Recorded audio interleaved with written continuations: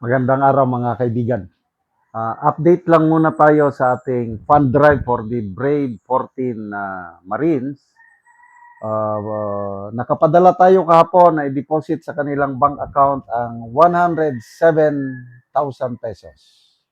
Yung nauna na nating naipadala is 736,000. Kaya ang total nating tulong tumataginting na 843,000 pesos na.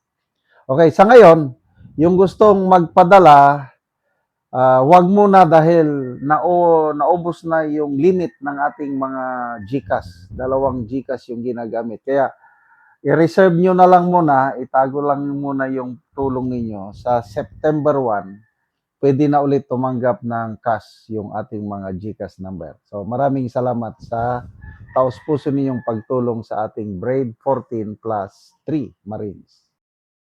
Bigyan natin ngayon ng reaction opinion itong nangyari sa impeachment trial na kung saan sinupalpal ni Presiding Officer Escudero itong si Attorney Ligutan ng prosecution. Pinabura sa record ng impeachment court ang kanyang salita na hindi ka nais-nais. Ito, pakinggan natin ha. Hindi ba ito isang scam or tahasang panlililag sa pera ng kababayan? Argumentative. Counsel, it's not only argumentative, but kindly use appropriate language as well inside this court. Your Honor, may we move to strike that last question, Your Honor, for being impertinent, Your Honor. It's very much pertinent. I tend to agree with counsel for the respondent. The word scam is stricken from the record. Wow! It did not come from the witness's mouth. Kindly reform a bit, counsel. I think I know where you're getting at too. And you've That said would it be all anyway. for the prosecution for this witness, Your Honor. Hindi ba ito Sama. isang scam or tahasang panlililag sa Argumentative, pera ng Your Honor. kababayan? Argumentative. Counsel, it's not only argumentative, but kindly use appropriate language as well inside this court. Your Honor, may we move to strike that last question, Your Honor, for being impertinent, Your Honor. It's very much pertinent. I tend to agree with counsel for the Yeah. respondent. The word scam is stricken from the record. It did not come from the witness's mouth. Kindly reform a bit, counsel. I think I know where you're getting at too. And you've That said would it be all anyway. for the prosecution for this witness, Your Honor. Hindi ba ito Mayroon pang pinabundak, scam! Hindi ba ito scam? Masyadong mga madrama itong mga prosecution. Ganyan din ang nangyari kay Attorney Capuna. Pina-strike din. Parang ganyan din na nang i-scam si BP Sara. Again, striken off the record din. Mamaya, mag-press conference na naman sila.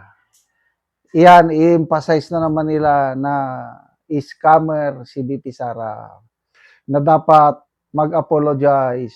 Na dapat ibalik niya yung pera ng taong bayan. Na dapat hindi na tatakbo presidente. Takot na takot itong mga taong ito. Grabe. Ito, daily opinion sa itong abogago na lubutan, bobo. Sinasadya talaga sabihin kasi doon na lang sila makababawi. Wala talo lagi. Kahit ilang beses silang masupalpal, okay lang. Basta masabi nila sa para maparinig sa publiko. Ganon ang kanilang style. Hindi nakakayanin sa pautakan sa pardagulan na lang. Attorney Lagutan, may beauty lang naman. Papansin si Akla. Siguro nasobrahan to kakain. Pasikat yung model ng St. Peter. Desperado na si Attorney Lip, nabira tuloy ni Senator Cheese. Suplak na naman si Ligutan. Desperado na talaga si Attorney Makeup. Pareha sila ni Attorney Manang.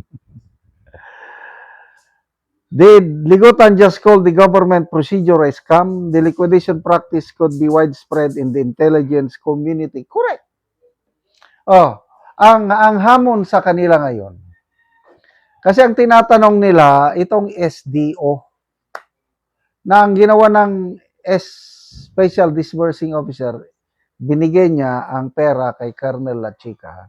Si Colonel Lachica, yung dating hepe ng Vice Presidential Security Group, siya na ang nag-disburse. Siya na talaga ang namigay kung saan niya binigay. Ang tanong, bakit hindi nila tawagin, gawing witness nila si Colonel Lachica para matapos na once and for all. Wala kayong mapipiga dyan sa Special Dispersing Officer. Kaya nakakaawa na ko minsan itong prosecution. May nabasa kong post kanina, survey, pinagmamalaki nila. 27% daw mga taga Mindanao ay sumusuporta sa Team Luistro para dito sa impeachment trial ni VP Sara. Saan kayo makakuha ng 27%? Punta kayo dito sa Mindanao. Makipagpustahan ako sa inyo. Mamili tayo at random. 100 tao. Kung mayroong 27 katao na magsabi na sumusuporta, natutuwa itong impeachment trial ni VP Sara, magbayad ako sa inyo ng malaki. Ito kasing nag-survey na ito is Tangery. Tangery, isa sa mga survey groups na napansin ko basta ang resulta nila, pabor na pabor sa Marcos administration, pabor na pabor kay dating Speaker Martin Romualdez noon. Basta Tangery mag-survey. So, I don't know, pang ilang days na ba ito? Day 17 or day 89? Hindi ko na monitor dahil nawalan na ako ng interest. Dahil alam ko naman ang resulta, siguradong mananalo si VP Sara. Salamat mga kaibigan sa inyong pagsubaybay sa channel na ito. Nakakatulong kayo ng malaki sa tribong Talandig ng Bukidnon dahil ang sweldo natin sa channel na ito is pantulong sa tribo.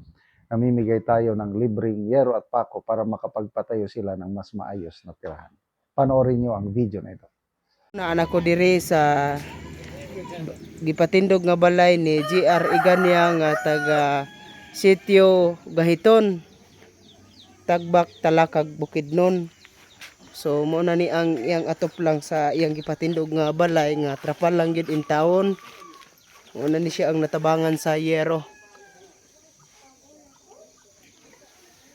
So mo na ni ang gitabang nga yero nga napulo ka buok nga digis kataas.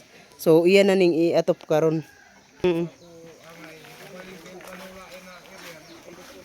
Kita gid nato tungod sa kadugay na nga kinilang ang iyang trapal nga atop nga buslot-buslot na gyud ug naa nay mga tubig.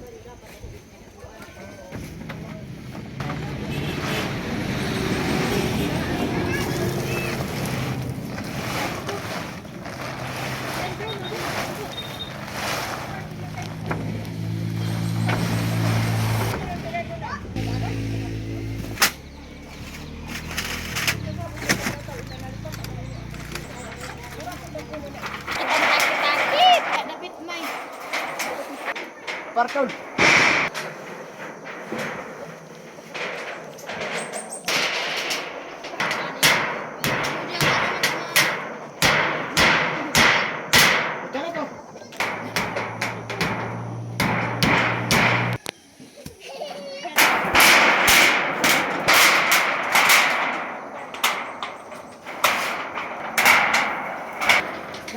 Guys, please.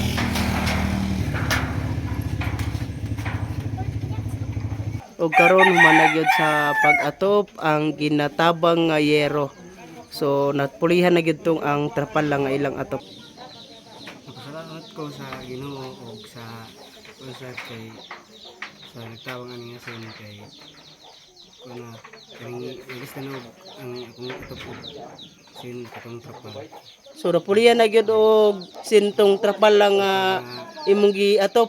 So pila na ni ka bulan nga gikan nga imong gipatukod nga trapal lang ang atop? Unom na. Ka bulan. Kung wala pa ang tabang, di pa gid ka kaatop. Di pagid ko utop. Nagpasalamat ko sa tabang. Ang pangarta kay utop ra gid sa kaon. Taman ra gid sa kaon. So gamusor gyapon ka. Sorry gyapon mo. Oo, so salamat kayo. Salamat.